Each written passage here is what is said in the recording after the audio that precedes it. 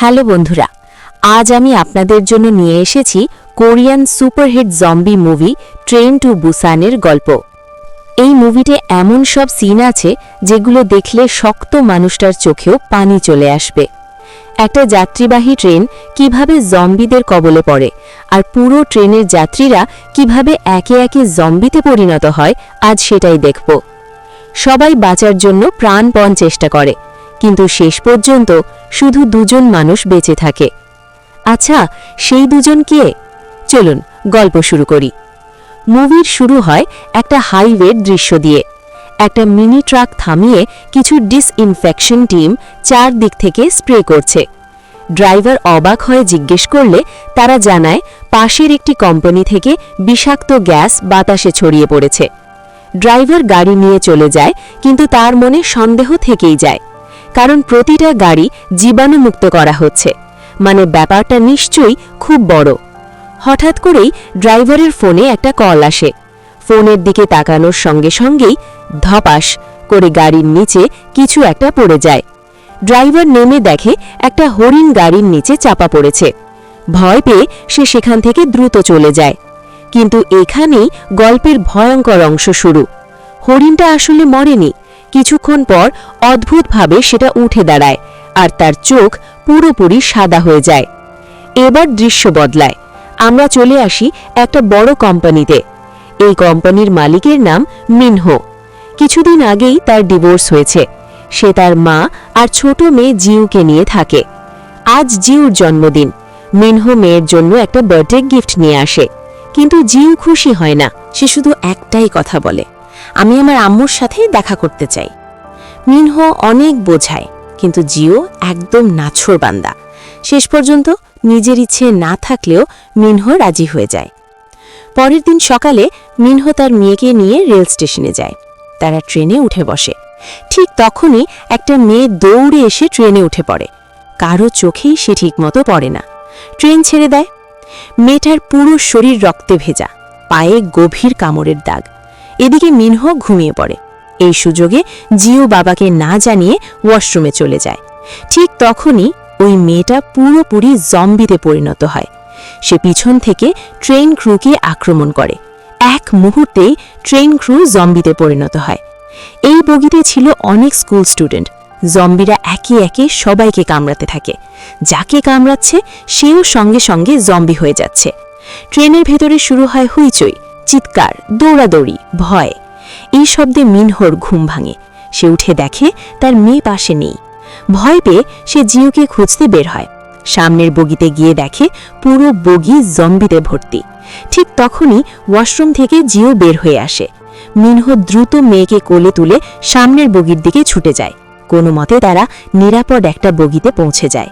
পিছনের বগিতে যারা ছিল তারা সবাই জম্বি। মিনহো তাড়াতাড়ি ভেস্টিবিউল ডোর বন্ধ করে দেয়। ঠিক তখনই সে দেখে দুজন মানুষ দৌড়ে আসছে। ভয় পেয়ে প্রথমে দরজা বন্ধই রাখে। অনেক অনুরোধ করার পর দরজা খুলে দেয়। লোকটা রেগে গিয়ে বলে, তুমি কি মানুষ? আমাদের দেখেও দরজা বন্ধ করেছিলে? এই লোকটার নাম সিউ, আর তার সাথে আছে তার স্ত্রী। মিনহো শান্তভাবে বলে, আমি দরজা না বন্ধ করলে এখানে থাকা সবাই মারা যেত। এখন যেহেতু ঢুকতে দিয়েছি, চুপ থাকো। সিউ পরিস্থিতি বুঝে চুপ করে যায়। তারা লক্ষ্য করে জম্বিলা কাঁচের দরজা দিয়ে সব দেখতে পাচ্ছে, তাই তারা দরজা ভাঙার চেষ্টা করছে। সবাই মিলে কাগজ লাগিয়ে দরজাটা ঢেকে দেয়। কিছুক্ষণের জন্য পরিস্থিতি শান্ত হয়।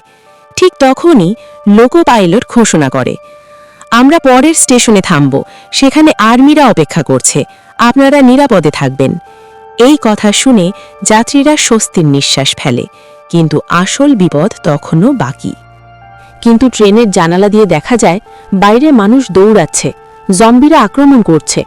পুরো শহর জম্বির হাত ধরে ধ্বংস হয়ে গেছে।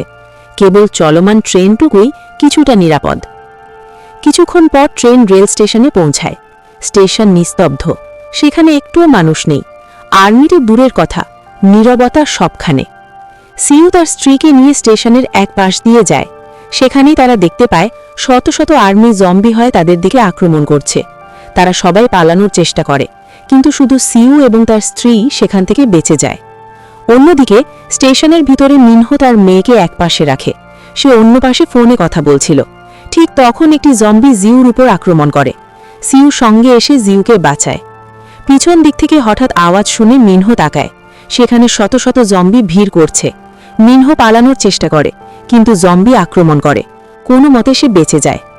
বাইরে সিউ এবং কিছু স্টুডেন্ট মিলে গেট আটকে রাখে।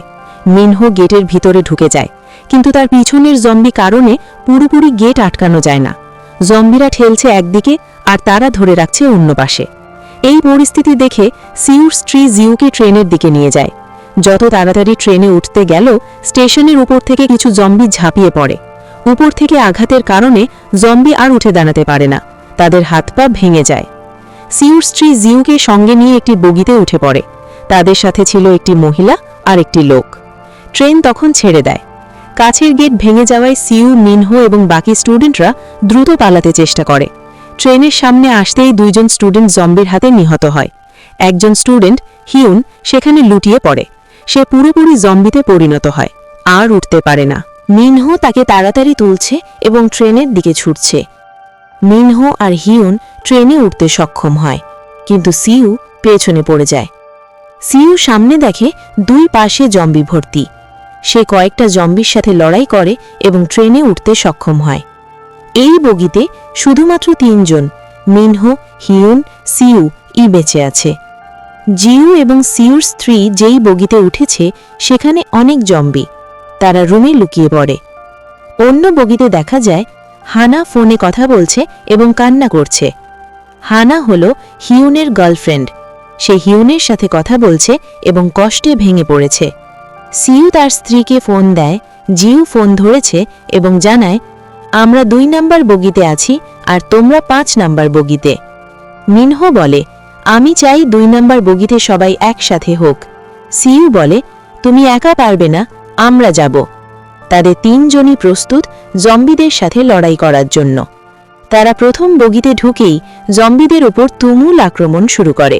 সিউর গায়ে ছিলে অসাধারণ শক্তিশালী, একাই শত শত জম্বি মারতে থাকে। পরের বগিতে ঢুকতে গিয়ে তারা দেখে সব স্টুডেন্ট জম্বি হয়ে গেছে। এরা হলো হিউনের বন্ধু। হিউন মারতে পারে না। সিউ এবং মিনহো লড়াই করে, কিন্তু তাদের শক্তি কমতে শুরু করেছে। ঠিক তখন ট্রেন একটি অন্ধকার টানেলের ভিতরে ঢুকে পড়ে। জম্বিরা থেমে যায় কারণ অন্ধকারে তারা দেখতে পারে না। এই সুযোগে তারা 2 নাম্বার বগিতে ঢুকে পড়ে। 2 নাম্বার বগিতে ঢুকে তারা দেখে ওয়াশরুমের সামনে একটা নয়, অনেকগুলো জম্বি দাঁড়িয়ে আছে। মিনহো, সিউ আর হিউন বুঝে যায় এখানে সরাসরি লড়াই করা মানে মৃত্যু। এই সময় মিনহোর মাথায় একটা চালাক বুদ্ধি আসে। সে ধীরে ধীরে একটা মোবাইল ফোন নিয়ে ওয়াশরুমের একদম উল্টো পাশে রেখে দেয়। তারপর তারা সবাই সিটের নিচে লুকিয়ে পড়ে। শ্বাস নেওয়াটাও যেন বন্ধ করে রাখে। সবাই অপেক্ষা করে ট্রেন কখন টানেলের ভিতরে ঢুকবে। হঠাৎ ট্রেন টানেলের ভিতরে ঢুকে পড়ে। চারদিক অন্ধকার। জম্বিরা থমকে যায়, কারণ অন্ধকারে ওরা কিছুই দেখতে পায় না। ঠিক তখনই মিনহো ফোনে কল দেয়। ট্রিং ট্রিং শব্দ শোনার সাথে সাথেই সব জম্বি একসাথে ফোনের দিকে ঝাঁপিয়ে পড়ে। এই সুযোগে মিনহো, সিউ আর হিউন চুপচাপ ওয়াশরুমের দরজা খুলে ভিতরে ঢুকে পড়ে। ওখানেই মিনহো তার মেয়ে জিউকে জড়িয়ে ধরে, আর সিউ পায় তার স্ত্রীকে। এই মুহূর্তটা তাদের কাছে যেন নতুন জীবন পাবার মতো। এরপর হিউন তার গার্লফ্রেন্ড হানাকে মেসেজ পাঠায়, আমরা বেঁচে আছি, আমরা তোমাদের বগিতে আসছি। হানা মেসেজ পড়ে কান্নায় ভেঙে পড়ে। সে ওই বগিতে থাকা সবাইকে জানায়, আমার বয়ফ্রেন্ড হিউন আসছে, ওরা পিছনের বগিতে। কিন্তু এখানেই মানুষের আসল রূপ বের হয়ে আসে। একজন লোক বলে, ওই বগিতে তো জম্বি ভর্তি, ওরা ইনফেকশন নিয়ে আসতে পারে, ওদের ঢুকতে দেওয়া যাবে না। একজন না, একটার পর একটা মানুষ একই কথা বলতে থাকে। ভয় মানুষকে স্বার্থপর বানিয়ে ফেলে। এদিকে মিনহোরা আবার টানেলের অপেক্ষা করে, কারণ তারা জানে অন্ধকারই এখন তাদের একমাত্র অস্ত্র। ট্রেন টানেলে ঢুকতেই তারা সবাই লাগেজ র্যাকের উপর উঠে যায়। উপরে দিয়ে এক বগি থেকে আরেক বগিতে যাওয়ার চেষ্টা করে। হাত কাঁপছে, পা পিছলে যাচ্ছে, নিচে জম্বিরা হাত বাড়িয়ে ধরতে চাইছে। শেষমেশ তারা একটা কোণায় নেমে আসে। সিউ তার স্ত্রী জিউ আর এক মহিলা এই পাশে আসে।